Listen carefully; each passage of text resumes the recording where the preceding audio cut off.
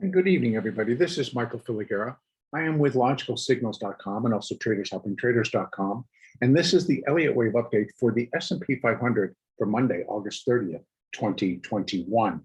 The market should continue to move higher this morning and, in fact, move straight up into what I believe could be the upper zones to complete this whole move. Now, what I want to do is just kind of reconstruct our Elliott and Fibonacci levels to see where we continue to pair up and see what else I can add to give us a little bit of an additional indication of where could this market possibly be going, and what if I had to change the count, what would that do to these upward levels that we've been looking at as resistance. So first, a quick review. I'm leaving these as the completion point for at least up to the primary. And if it's completing the primary, it's completing the cycle, it's completing the super cycle. So that remains the same. And I have gone back and have taken a look at where I possibly could have been counting not as clearly and places where I could possibly change it. And I'm not finding any. So I have to continue to go with that. This completed our move and all of the sequences up.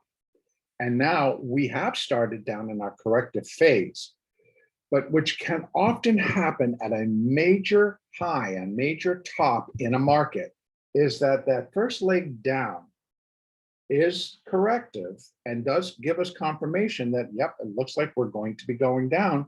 But what it ends up being is an A, a B, and a C. Now, this is a zigzag, but still a three-wave structure versus a five. 5 waves on our hourly chart would have given pretty strong confirmation that those highs were in and the next correction is in place. So, but that still may be the case, and let me explain how. This first wave, being 3 waves down, is going to now produce a B wave, which, because it was a zigzag A, but only 3, so zigzag in a 3, that leaves the opportunity that this B wave is going to extend and likely be an irregular B wave. And what I mean by that is that the high of the B wave takes out the high of the previous advance. And that's right here. And it certainly has taken that out. That was at 44.76, and we're now a good 50 points above that level.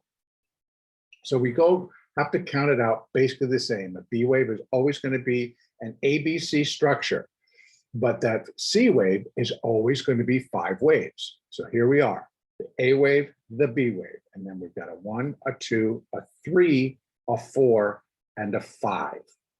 Now, the only other choice that I have as a possibility is that the 3 wave extends up to here, and now I may have the 1 and the 2 and then get smaller degree filling out these and then putting a 3 up here. I'm not doing that yet. But if I leave the 3 here and the 4 here, then I'm looking for an additional 5 waves up to complete a sub-minute wave 5. Now, could that be extending? Yes, it absolutely can. And if that's the case, we have 1, 2, 3, 4, 5, and maybe only that is a sub-minute or sub-minute 1 of sub-minute 5. So it's a 1 of 5, in which case we get a 2, a 3, a 4, and a 5. All right. Now that's a possibility because the market didn't turn. It started to, but they held it up.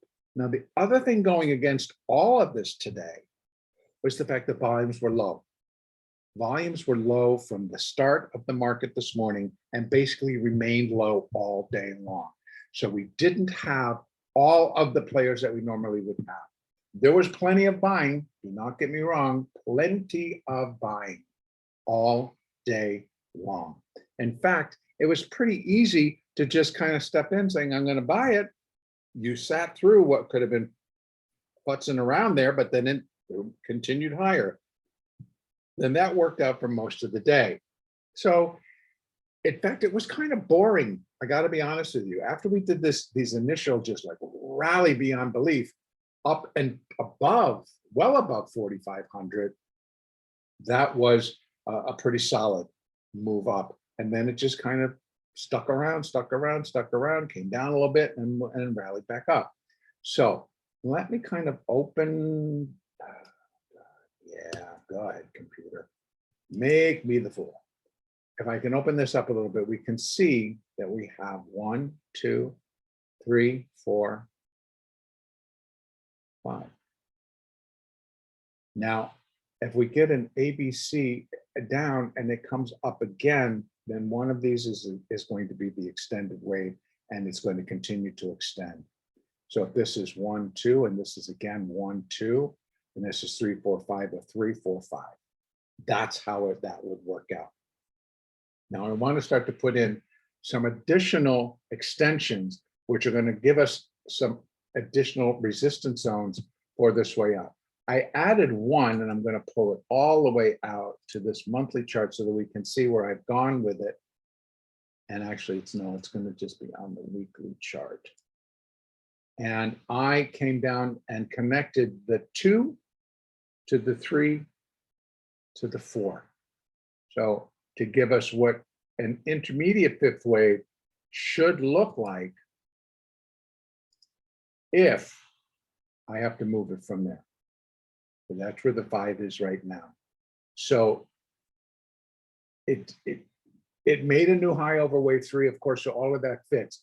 But now we're going to look at some of those Fibonacci numbers, if indeed this count needs to be changed. But now I want to add what we do know, and I'm going to be putting in.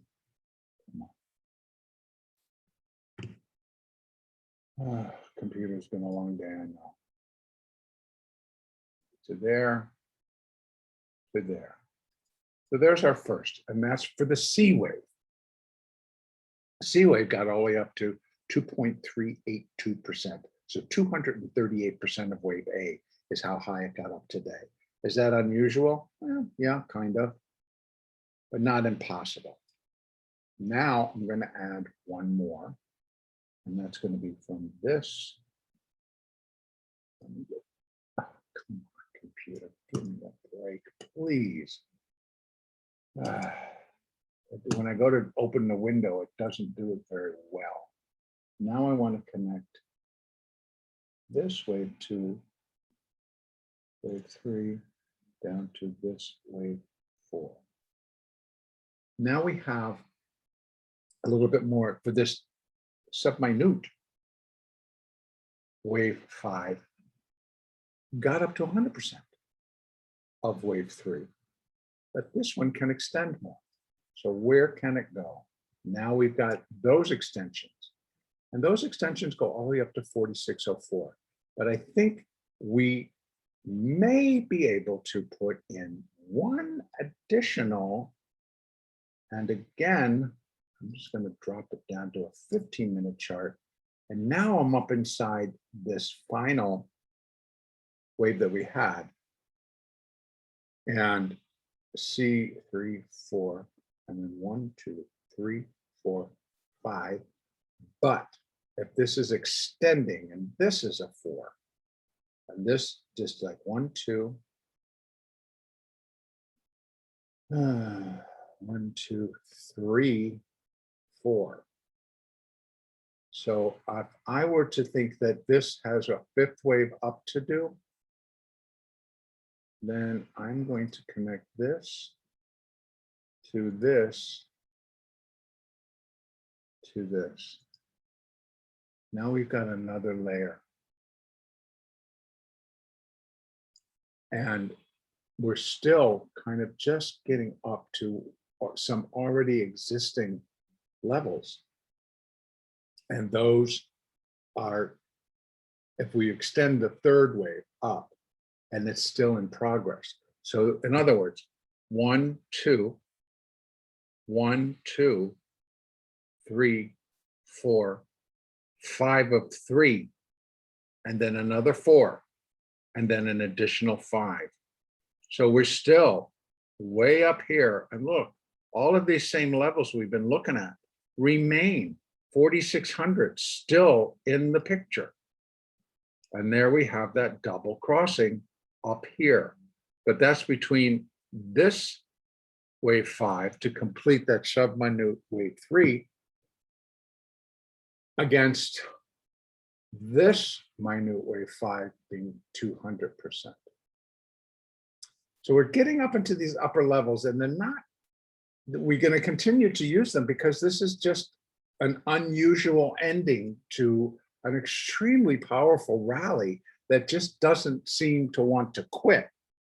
Now, the fact is that it will. The fact is that it will pull back. The fact is that things will turn all the way up, all the different level, all the different sequences, they will have their day. But what is continuing to propel it higher?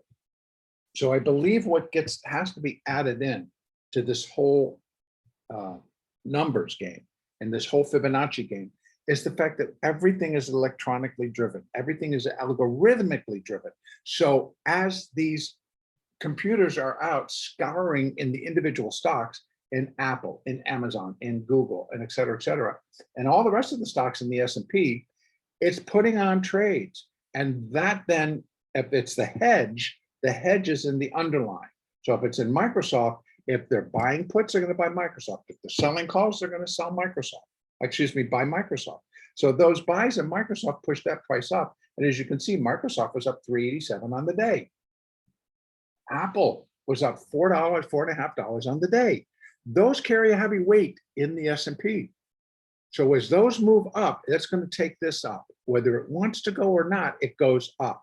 So as long as those algorithms are configured the way they are, and who wouldn't? Because I'll tell you what, if they're buying Apple here, it's because they've sold it via options at a higher price.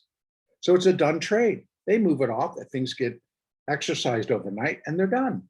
They come back, do it again, wash, rinse, repeat, wash, rinse, repeat. So that's what I think has changed in how things get counted and how things move and how they extend. So that's why I step back and I have to go, well, if it is, it's an extended third and it has one more wave to go to be wave 5, slip down in a 4 and zip back up in another 5, which in and of itself would be expected to extend. So you can see how we continue to build going up higher and higher and higher. So I'm going to leave everything as it is as we finish to count out this wave. And it may look by the end, when we pull it back out to an hourly chart, like, oh my God, that's so much higher than that. And that might be the case. But if what follows fulfills the Elliott requirements and what I'm looking for and starts to break down as it would in Fibonacci, then absolutely, I would expect it to basically just keel over and die. So if this ends up being my A wave, then, which it is, Fibonacci extensions actually, what would I look for? Okay, let me just change this around and go to, come on, just retracements. And if I'm just going to be looking at retracements, I should get those 0.236 that we're looking for the B wave. Well, the 0.382 is right here. We just hit it today. That was at 24. We just hit it today. So what I can do, let me just take off some of these so that we can just see, and then I can rebuild them. Take off that one, and I'm going to take off this one. So now I basically just have, and I actually can take off this one. Now, all I have on there is for the C wave. The C wave equals 1.382 of A at 45.24. It got up to 33 today. So it met that requirement. So it's not all that bad. And now so still it fits within an irregular B wave. And irregular B waves can go higher. Irregular B waves can go as high as 1.618, and that takes us up to 45.55. Well, it's $20 from today's high. It's not all that much. But now I'm wanting to just put more parameters around where are we and how far can we go. That's why I'll put in the extensions for this fifth wave. Now that comes from the third wave. And the third wave started right there. I'm going to change this back. So now we're just rebuilding it, folks. I'm showing you how I do it so that we all can see what our possibilities are. And go up to this third, down to this fourth.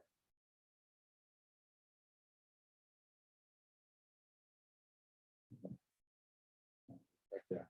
So we had overlap here, and that all worked. And so we have this upper range, which it got met today. So 24 was met, and the fact that this subminute wave 5 in the minute C wave equals 100% of the third wave at 45.32. Can it go higher? Well, yeah, it can. And we have triple overlap right here between 45, 48, 55, and 58. Can it go higher? Yes, because wave 1 is the shortest wave. Wave 3 would not be the shortest. Wave 5 would then be the longest. And that can take us all the way up to 46. So now you're going to see how I'm building my zones. Again, these are Fibonacci extensions, and they relate one wave to its other wave in the same sequence. So like this Fibonacci retracements gives us retracements for the B wave as it's related to the A wave. It's an irregular, it's fulfilling its destiny. It has come up, first it broke 236, then it broke 382, and not by a whole lot. It could just slip overnight and come back down, and that's it. Because we can consider that this would be done. Now, let me go back down to that 30-minute chart, and we're going to take a look inside. If indeed this is 1, 2, and this is 1, 2, 3, 4, 5, well, I can add another layer, but it's really going to get messy. So, but that other layer, again, it brings us back up into these zones. There's a 48, 55, and 58 level. And I think that if I were to run Fibonacci's from here to here and down, you're going to come up into that same area for a fifth wave, maybe a little bit higher. So we continue to have a cluster of resistance zones. So that's why I just continue to look for all of this to come to a conclusion, because I'm getting too many waves that are related and now within the same degree meeting up. And then I go out 1 degree and they meet up. And then I go out another degree and they meet up. And that's very important to when we're trying to put together, where does it all stop? For the current count, where does it all stop? So right now, this is my zone. And if it goes through, we know we have additional resistance above. But right now, as long as downside continues to be shallow, and right today, that the hourly 20 and even, oh, this is the 30-minute 20, but you could take it down the 15-minute 20, the 5-minute 20, they tended to hold those pullbacks. And for sure, the 50s, even like the 1, the 2, and the 5, they were holding pullbacks. And so as we got up higher, I would continue to believe that that's going to be the way until we get our ultimate top in and the market turns and begins to form its next leg down. So limited downside, unless it starts to break down, and then we'd be looking at least at the 30, if not the hourly chart, to see what it breaks down. If it breaks below the 50, now we're starting to look a little bit more like, uh-oh, but we've got a lot of ground to take out. A lot of fluff got put up into this thing. we're sitting above 4,500, and they were trading like this was the most comfortable zone on the planet. And so did I. You know, you just go in and trade the number. And that's all these algorithms are doing. They're doing numbers, calculations, numbers. That's it. So tomorrow, downside should be limited. Upside should maybe get us up into here, and then we'll see what happens. That's where we're going to leave it. The next update will be Tuesday, the 31st.